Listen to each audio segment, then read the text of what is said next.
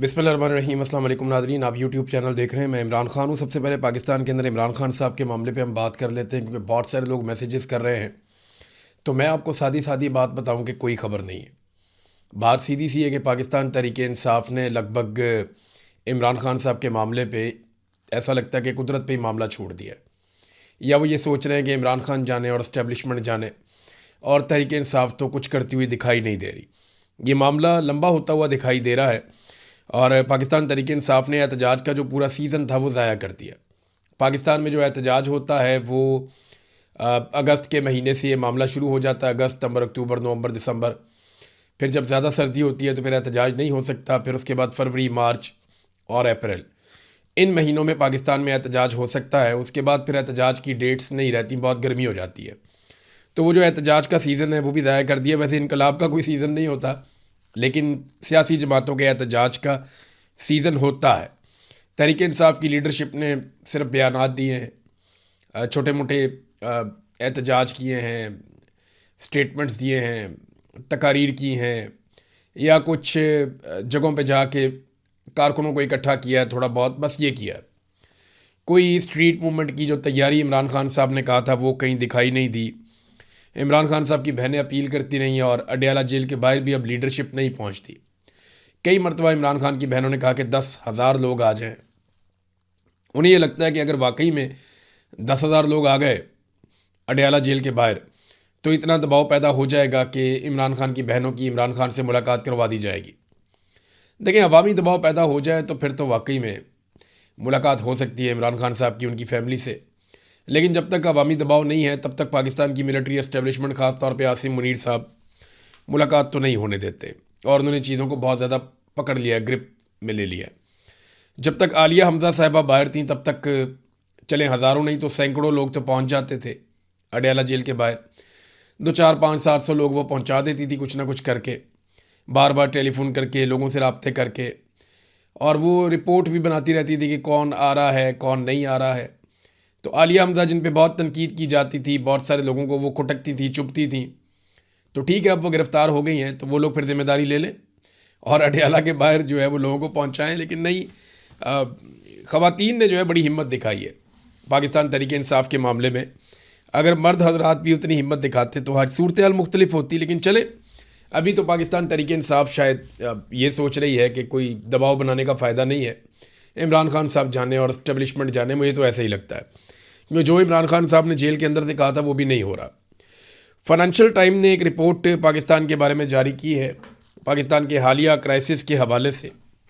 और ये रिपोर्ट आप देखें, फाइनेंशियल पोस्ट की रिपोर्ट है। पाकिस्तान को सालों के बदतरीन तवानाई के बहरान का सामना है, जहां देही इलाकों में लोड शेडिंग का दौरानिया 14 घंटे तक पहुंच गया है। ये अब आलमी मीडिया कह रहा है कि पाकिस्तान के अंदर ये हालात हो गए हैं। हुकूमत ने बजट के इक़दाम नाफिज किए हैं, जिनमें रोज़ाना 2 घंटे बिजली की जबरी बंदिश वो कह रहे हैं, और काम के 4 दिन कर दिए हैं। गाड़ियों के अंदर ईंधन आधा कर दिया है। यहाँ तक कि PSL जो है उनके लिए भी उन्होंने कहा घर बैठ के मैच देखो। लोगों को सब्सिडीज़ ख़त्म कर दी गई हैं, ईंधन की कीमतों में इजाफा कर दिया गया है। LNG का तकरीबन तमाम हिस्सा पाकिस्तान का जो है कतर से आता है, वो भी लगभग ख़त्म हो गया है, तरसील रुक गई है उसकी भी। तो पाकिस्तान में जो है बहुत बुरे हालात हो गए हैं। यानी LNG ख़रीदने पे मजबूर हो गया पाकिस्तान पहली मरतबा महंगी स्पॉट मार्केट से, तो पाकिस्तान वो ले रहा है। इसी दौरान पाकिस्तान ने अपने ज़खायर को सहारा देने के लिए IMF से 1.2 अरब और सऊदी अरब से 3 अरब डॉलर हासिल किए हैं। ये पाकिस्तान की कुल माशी सूरत हाल है इस वक्त। बेड़े गर्क हुआ हर चीज़ का, लेकिन ज़िद अपनी जगह पे कायम है कि इमरान खान से माफ़ी मंगवानी है, इमरान खान को खौफज़दा करना है, चाहे उसके लिए पूरी कौम की कुर्बानी देनी पड़ जाए। एक आदमी, फील्ड मार्शल आसिम मुनीर की ज़िद, पूरा इदारा बदनाम हो गया, पूरा मुल्क बदनाम हो गया, मुल्क में इंसानी हकूक़ की पामालियाँ हो गई। और एक पॉलिटिकल लीडर जिसके ऊपर जाली मुकदमात हैं, वो बेचारा जेल के अंदर बंद है। सारी दुनिया जानती है इमरान खान करप्ट आदमी नहीं है, बेईमान आदमी नहीं है। इमरान खान के बदतरीन मुखालिफिन इस बात की गवाही देते हैं, लेकिन इसके बावजूद वो जेल के अंदर बंद है और उसकी सेहत से खेला जा रहा है। 74 साल का इमरान खान उसके लेवल का दूसरा आदमी नहीं है पाकिस्तान में, लेकिन वो लोग जो इमरान खान के सामने बोनों की औकात भी नहीं रखते, वो इमरान खान को दीवार से लगा के बंदूक के ज़ोर के ऊपर अपनी मनमानी कर रहे हैं। और वो मनमानी सिर्फ इसलिए कर पा रहे हैं कि पाकिस्तानी इंतज़ार कर रहे हैं किसी मोजज़े का। अगर पाकिस्तानी किसी मोजज़े का इंतज़ार करने के बजाय ख़ुद खड़े हो जाए ना, तो इकबाल ने कहा था, खुदा ने आज तक उस कौम की हालत नहीं बदली, ना हो जिसको ख्याल ख़ुद अपनी हालत बदलने का। अल्लाह भी मदद तभी करता है जब इंसान अपनी मदद के लिए ख़ुद हिम्मत करता है। वो एक बड़ा ज़बरदस्त मुहावरा है, हिम्मत मर्दा और मदद खुदा। लेकिन यहाँ पे लोग किसी मोजज़े का इंतज़ार कर रहे हैं। हालात यहाँ तक पहुँच गए हैं कि इनका जो दिल करता है वो करते हैं। पंजाब में इन्होंने सेहत का और तालीम का बजट जो है उसमें कटौती करके 50 एकड़ की फ़िल्म इंडस्ट्री के लिए कोई वो बना रहे हैं कि जनाब हम फ़िल्म सिटी बनाने जा रहे हैं। फ़िल्म सिटी से फ़िल्म थोड़ी बनती है, फ़िल्म तो बनती है कंटेंट से, फ़िल्म तो बनती है उनको इजाज़त देने से। क्या पाकिस्तान में कोई आज़ादी से फ़िल्म बना सकता है? बेशुमार ऐसे टॉपिक्स हैं जिनके ऊपर फ़िल्में बने तो पूरी दुनिया में मशहूर हो जाएं, लेकिन यहाँ चरबा फ़िल्में बनाई जाती हैं। और उसकी वजह यह है कि सही फ़िल्म बनाने की, इस्लाही फ़िल्म बनाने की, या कोई इनकलाबी फ़िल्म बनाने की, या रियल इश्यूज़ के ऊपर फ़िल्म बनाने की इजाज़त ही नहीं है पाकिस्तान में, अलाउ ही नहीं करते।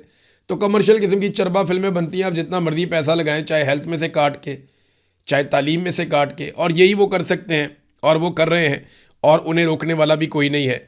और लगातार पाकिस्तान जो है वो इन हरकतों की वजह से नीचे जा रहा है। नाज़रीन, इस वक्त जब मैं ये वीडियो रिकॉर्ड कर रहा हूँ, थोड़ी देर पहले ये इत्तला आई है कि 1 दर्जन के करीब मज़ीद कार्गो तैयारे, जो फ़ौजी तैयारे हैं अमेरिका के, ये 1 दर्जन के करीब तैयारे हैं, ये भारी फ़ौजी साजो सामान लेकर मिडल ईस्ट की तरफ आ रहे हैं। मे भी अभी जब ये वीडियो सुन रहे हों तब तक पहुँच गए हों या वो पहुँचने वाले हों। बहरहाल ये अमेरिका असला जो है बड़ी मिकदार में इकट्ठा कर रहा है यहाँ पे मिडल ईस्ट में, ताकि हर तरह की सूरत हाल में अमेरिकन को एक मरतबा फिर बैकफुट पे ना जाना पड़े। यानी इतना असला वो यहाँ पे इकट्ठा कर रहे हैं, इतना साजो सामान लेकर आ रहे हैं, ऐसा ज़बरदस्त घेरा वो डाल रहे हैं चारों तरफ से ईरान को कि अगर फ्यूचर में दोबारा लड़ाई हो जाती है तो फिर उन्हें पहले की तरह पीछे ना हटना पड़े या उनको शर्मिंदगी का सामना ना करना पड़े। रशिया का एक लग्जरी जहाज़ गुजर गया था और इस वक्त आबना हुरमुज़ में से जो अभी इतला आई है 2 जहाज़ गुजरे हैं। इनमें एक चीनी जहाज़ है और एक जापानी जहाज़ है। ये दोनों ऑयल टैंकर्स हैं, चाइना के और जापान के। एक यूएई से निकला है और एक जो है सऊदी अरब का तेल लेकर जा रहा है। आबना हुरमुज़ को इन्होंने अबूर कर लिया है ईरान की इजाज़त से। अब देखना यह है कि अमेरिकन क्या करते हैं। मैंने आपसे कहा था ना, कमज़ोर और छोटे मुल्कों के जहाज़ तो अमेरिकन रोक सकते हैं, लेकिन क्या वो आबना हुरमुज़ से गुजरने वाले चाइना के और बड़े ममालिक के, रशिया के या जापान के जहाज़ों को रोक सकते हैं? ये अभी कल तक पता चल जाएगा। रशिया का जहाज़ तो गुजर गया था यहाँ से। एक और जहाज़ जो है उसको अमेरिकन ने पकड़ लिया, उसके ऊपर उन्होंने धावा बोल दिया। और ये जो खबर आई है इसमें ये पता चलता है कि जहाज़ है जो पाकिस्तान से ओमान जा रहा था, और ये कंटेनर्स वाला जहाज़ है, ये पाकिस्तान से ओमान जा रहा था। तो इसके ऊपर अमेरिकन ने दावा बोल दिया, उन्होंने इसको पकड़ लिया और अमरीकी फोर्सेस ने पाकिस्तान से ओमान जाने वाले कंटेनर बरदार जहाज़ को ईरानी जहाज़ समझ के दावा बोल दिया। ब्लू स्टार 3 नामी जहाज़ है, ओमान में रजिस्टर्ड है। नाज़रीन, आपको पता है ट्रंप एक के बाद एक आलमी लीडर को निशाना बनाते रहते हैं। तो उन्होंने पहले कई ममालिक के लीडर्स को निशाना बनाया, जिसमें एक फ्रांस का लीडर मैक्रोन, पेड्रो जो स्पेन से है, और जॉर्जिया मेलोनी जो इटली से है। फिर इसके बाद जो फ्रांस के अलावा वो कनाडा के जो सदर हैं उनको निशाना बनाया। तो डोनाल्ड ट्रंप ने माफ़ी किसी को नहीं दी। जितने माजी में डोनाल्ड ट्रंप के या अमेरिका के बड़े बड़े इत्तेहादी थे उन सबको टारगेट किया। और अभी डोनाल्ड ट्रंप ने, जर्मन एक बचा था, तो जर्मन चांसलर के खिलाफ भी उन्होंने स्टेटमेंट दे दिया। डोनाल्ड ट्रंप ने क्या कहा कि जर्मनी के चांसलर फ्रेडरिक मेर्ज का ख्याल है कि ईरान के लिए जौहरी हथियार रखना ठीक है। उन्हें मालूम ही नहीं है कि वो क्या बात कर रहे हैं। अगर ईरान के पास जौहरी हथियार हो तो पूरी दुनिया यरगमाल बन जाएगी। मैं इस वक्त ईरान के साथ वो कर रहा हूँ जो दीगर अक़वाम या सदूर को बहुत पहले कर लेना चाहिए था। कोई ताज्जुब नहीं कि जर्मनी माशी और दीगर लिहाज से इतनी बुरी हालत में है, ये सदर डोनाल्ड ट्रंप ने कहा। अब देखें, वो डोनाल्ड ट्रंप हर एक के खिलाफ स्टेटमेंट दे देते हैं और झट से दे देते हैं। इन्होंने बरतानिया के खिलाफ बड़े सख्त स्टेटमेंट्स दिए हैं माजी में। तमाम वो ममालिक जो अमेरिका के दोस्त हैं, इसी वजह से आज यूरोपीय ममालिक ये सोच रहे हैं कि हमारे लिए चाइना बड़ा ख़तरा है या अमेरिका बड़ा ख़तरा है। क्योंकि यूरोपियंस ने आंखें बंद करके अमेरिकन पे इन्हिसार किया था और चाइना को और रशिया को अपना दुश्मन समझा था। आज चाइना जो है वो कह रहा है यूरोप को हमारे साथ ट्रेड करो, हम आपके साथ मिलकर आपके मफादात के लिए काम करेंगे, जबकि डोनाल्ड ट्रंप धमकियां लगा रहा है। रशिया जो है उसकी यूक्रेन के साथ लड़ाई चल रही है। रशिया माजी में कई मरतबा यूरोप को कह चुका है कि हम आपस में मिलकर भी रह सकते हैं। अब ये बात जो है वो यूरोप ने भी कहना शुरू की है कि जनाब हमें रूस के साथ बातचीत करनी चाहिए। ये सोच पैदा हो रही है, देखते हैं अब क्या होता है इसमें। लेकिन पाकिस्तान ने CNN को बताया इस अहम मौके पर कि तवक्को की जा रही है कि डोनाल्ड ट्रंप ने ईरान की जो तजावीज़ मुस्तरद कर दी हैं, इसके बाद ईरान की जानिब से तरमीम शुदा तजावीज़ का एक और मुसवदा पेश किया जाएगा। ये पाकिस्तान के ज़रिए से ही होगा। ईरान ने पाकिस्तान के ज़रिए से डोनाल्ड ट्रंप को कहा था कि इस फार्मूले के तहत हम आबनाए हुर्मुज़ को खोल देते हैं, बाकी चीज़ें बाद में कर लेते हैं, लेकिन डोनाल्ड ट्रंप ने इनकार कर दिया था। अब पाकिस्तान ने यह कहा है कि ईरान से हम ये तवक्को कर रहे हैं कि वो तरामीम शुदा एक नई तजावीज़ का मुसवदा हमारे हवाले करेगा, हम अमेरिका को देंगे।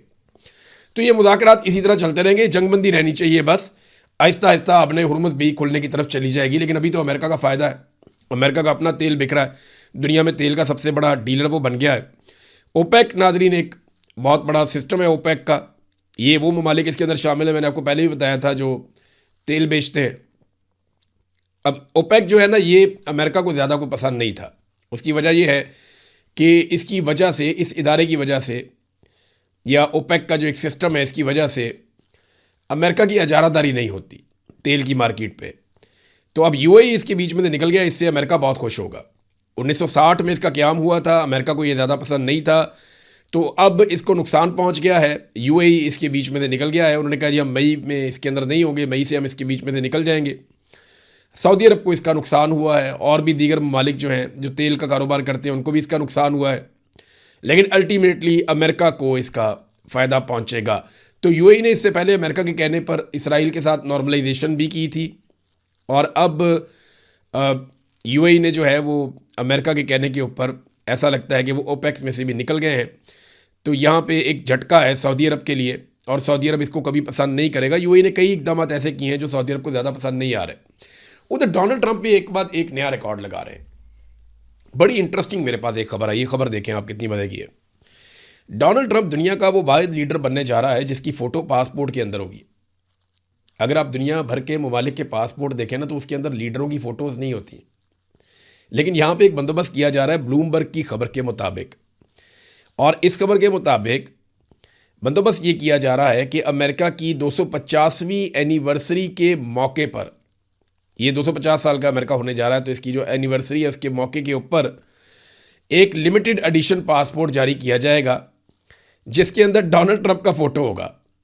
है ना अजीब चीज़, यानी इससे पहले हमने ना कभी ऐसा देखा ना कभी ऐसा सुना, लेकिन अब ऐसा होने जा रहा है, और पहली दफ़ा होने जा रहा है कि किसी लीडर की फ़ोटो जो है वो लगाई जाएगी पासपोर्ट के अंदर।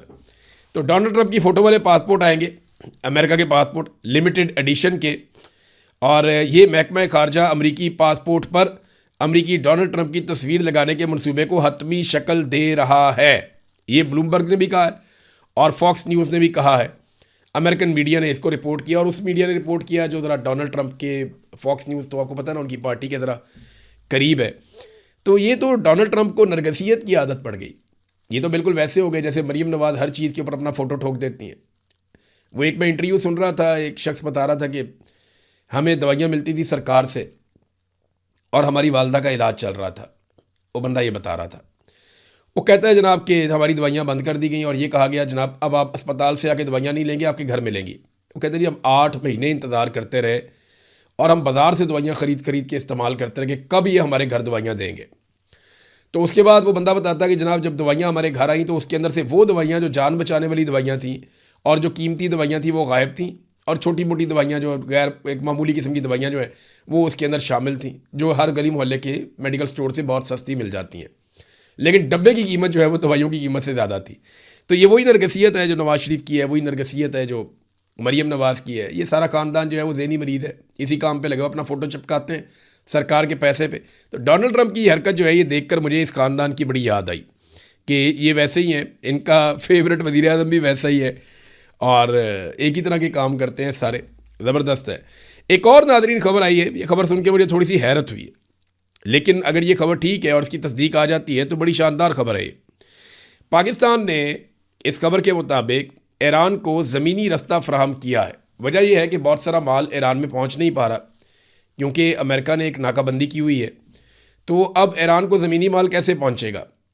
इस हवाले से पाकिस्तान की वजारत तिजारत ने एक नए हुक्मनामे के तहत ईरान जाने वाले कार्गो के लिए 6 सरकारी ज़मीनी ट्रांजिट कॉरिडोर खोल दिए हैं।